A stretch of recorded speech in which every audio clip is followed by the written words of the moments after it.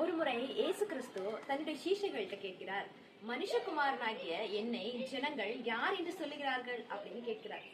அதுக்கு சீஷர்கள் சொல்றாங்க, சிலர் உண்மை யோவான் ஸ்தானன் அப்படின்னு சொல்றாங்க, இன்னும் சிலர் உண்மை எலியா தீர்க்கதரிசி அப்படின்னு சொல்றாங்க, வேறு சிலர் உண்மை ஒரு எரேமியா தீர்க்கதரிசி அப்படின்னு சொல்றாங்க, இன்னும் சிலர் நீர் ஒரு தீர்க்கதரிசி அப்படின்னு சொல்றாங்க அப்படின்னு சொன்னாங்க.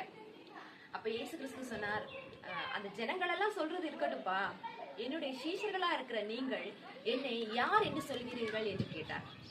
அதற்கு இயேசு கிறிஸ்துவினுடைய சீஷர்கள்ல ஒருவராகிய சீமோன் பேதுரு உடனே பதில் சொல்றார், நீ ஜீவனுள்ள தேவனுடைய குமாரனாகிய கிறிஸ்து என்று பதில் சொல்றார். இதை கேட்ட உடனே இயேசு கிறிஸ்து என்ன சொன்னா தெரியுமா?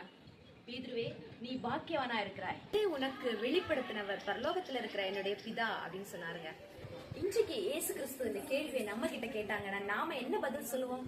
அந்த ஜனங்களை போல அவர் ஒரு பெரிய தீர்க்கதரிசி அப்படின்னு சொல்லுவோமா, அல்லது அதிசயங்கள் செய்கிறவர் அப்படின்னு சொல்லுவோமா, அல்லது அவர் ஒரு நல்ல ஒரு தலைவர், ஒரு நல்ல சமுதாய சீர்திருத்தவாதி அப்படின்னு நம்ம சொல்லுவோம், அல்லது பேதுரு சொன்னது போல அவர் ஜீவனுள்ள தேவனுடைய குமாரனாகிய கிறிஸ்து அப்படின்னு நம்ம சொல்லுவோமா, அல்லது என்னுடைய பாவத்திலிருந்து மீட்க வந்த மேசியா ரட்சகர் அப்படின்னு நம்ம சொல்லுவோம்?